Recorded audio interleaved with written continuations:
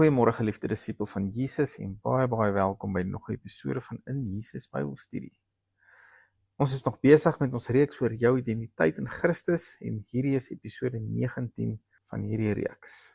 Baie dankie dat jy die tyd neem om deel te wees van ons Bybelstudie. Dit beteken vir my en Ina verskriklik baie en ons waardeer jou in ons lewens. Baie dankie ook vir ieder en elk van julle wat vir ons en ons bediening bid. Ons het dit so nodig en ons waardeer dat julle ook die tyd vat om vir ons te bid. En ook verskriklik baie dankie vir elkeen wat begin het om finansiëel met ons hande te vat. Mag julle 'n enorme oes op julle saad beleef. Maar kom ons bid net saam. Here Jesus, baie dankie vir u woord en die krag in die lewe wat daar in u woord is. En dankie dat u woord vandag nog lewendig is en die krag het om ons lewens te verander. Dankie dat u ons ore oopmaak, dat u ons oë oopmaak, sodat ons kan sien en hoor wat u woord met ons deel, en dat ons sal kan begin leef volgens dit wat u reeds in ons lewe vir ons gedoen het. In Jesus naam, amen. Kyk vanoggend saam met my na Filemon vers 6. Hierdie is gebed van Paulus aan Filemon en die 53 vertaling vertaal dit as volg: dat die gemeenskap van julle geloof kragtig mag word deur die kennis van alles wat goed is in julle, tot eer van Christus Jesus. Nou voor ek die begin verduidelik, luister net hoe vertaal die New King James hom. That the sharing of your faith may become effective by the acknowledgement of every good thing which is in you in Christ Jesus. As jy my gaan begin om hierdie direk oor te vertaal in Afrikaans, dan sê hy, ek bid vir jou Filemon, dat die deel van jou geloof met ander effektief mag wees, deurdat jy elke goeie ding in jou wat jy in Christus Jesus besit, begin herken. Dis hoekom ek hierdie reeks doen, sodat ons kan weet wat is ons identiteit in Christus, sodat ons kan weet wat is elke goeie ding in ons, wat ons nou besit, wie en wat ons nou is in Jesus. Dit, sê die woord, sal die deel van ons geloof met ander effektief maak. Want ons weet mos nou al, jy kan nie gee wat jy nie het nie. En kan ek sommer daarby sê, al het jy iets, as jy nie weet jy het dit nie, sal jy dit ook nie kan gee nie, want jy weet dan nie eers jy het dit nie. Hoe sal jy dit kan deel met iemand anders? So Paulus bid hier, dat ons sal besef wat ons het in Christus, sodat dit die deel van ons geloof met ander meer effektief kan maak. Nou in die lig hiervan, wil ek in hierdie week saam met jou begin kyk na ons identiteit as seuns van God in Jesus. En voor die dames en meisies opgetrek raak, jou identiteit as seun van God het niks met jou geslag te doen nie, maar alles met jou identiteit. Want as ek as 'n man die bruid van Christus kan wees, kan jy as vrou 'n seun van God wees. En dit beteken nou ook glad nie dat geslag nie by God saak maak nie. Dit beteken nou nie 'n man kan nou maar identifiseer as 'n vrou of andersom nie en dat dit nou glad nie saak maak nie. En dit beteken allermins nie dat al hierdie LGBTQ en ek weet nie watter letters van die alfabet hulle nog wil gebruik nie, dat God okay is daarmee, want by hom maak geslag mos nie saak nie. Laat ek dit net kategories duidelik maak. Die geslag waarmee God jou in die vlees geskep het, maak vir hom baie saak. Dit is hoekom hy jou met daardie geslag geskep het, want hy het vir jou 'n skepingsdoel. Vir jou om daarmee te gaan peter en om dit te wil verander, is om vir God jou vuis uit te steek en te sê, hy stupid en hy weet nie wat hy doen nie. En dit is baie stupid. Don't go there. Jy is besig om droog te maak op groot skaal. Maar oké, terug by ons onderwerp.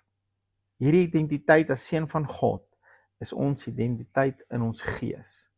Want God is gees en ons het al breedvoerig hieroor gesels en as jy dit dalkies gemis het, kontak ons en ons stuur daardie episodes met liefde vir jou aan.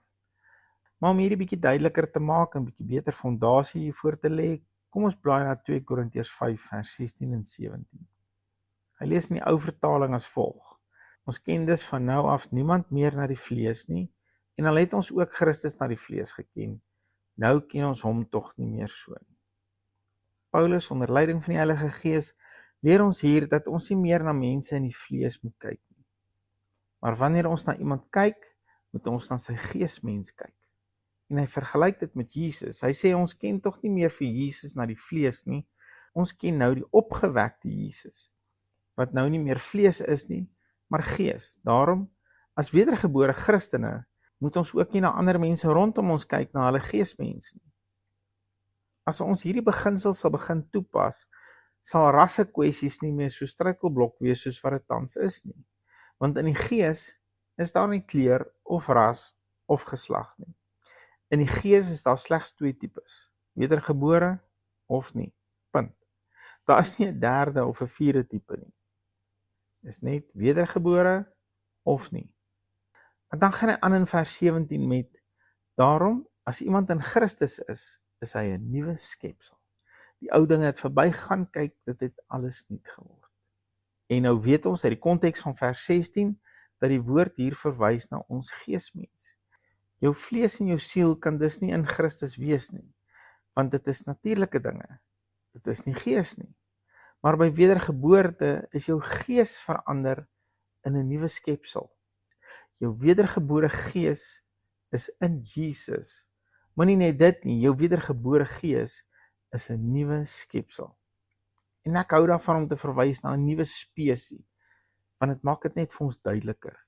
Jou nuwe gees lyk glad geensins soos die ou dooie gees wat jy was nie. Hy is so nuut gemaak dat hy bekend staan as 'n seun van God. By wedergeboorte het jy nie net 'n oulike besluit gemaak en 'n warm gevoel gekry nie. By wedergeboorte het die spesie van jou gees totaal en al verander. Jy is nou 'n seun van die Skepper van die hemel en aarde, seun van God. Jy spook en spartel nie om 'n seun te word nie, jy's reeds een. Jy's reeds 'n nuwe skepsel, 'n nuwe spesie, seun van God. Begin om vanuit hierdie amazing identiteit en oorwinning te leef. Hou op om te voel jy staan buite en jy probeer om in te kom. Jy's reeds binne in die huis. Jy sit reeds om die tafel. Jy's reeds 'n seun van God. Leef van daar. Here, help ons om ons denke te verander na hierdie waarheid. Dat U ons gees so verander het, dat ons so 'n nuwe spesie is, dat U woord na ons verwys as seuns van God. Help ons om van hierdie oorwinnende posisie af te begin leef. In Jesus naam. Amen. As jy dalk finansiëel by ons bediening wil betrokke raak, is jy baie welkom om na ons toe uit te reik op WhatsApp of om na ons webwerf toe te gaan in jesus.co.za. Daar sal jy al ons details kry en ook die details van ons bankbesonderhede. Geliefde van Jesus, hou jou oog op Jesus en jou neus in sy woord. Shalom.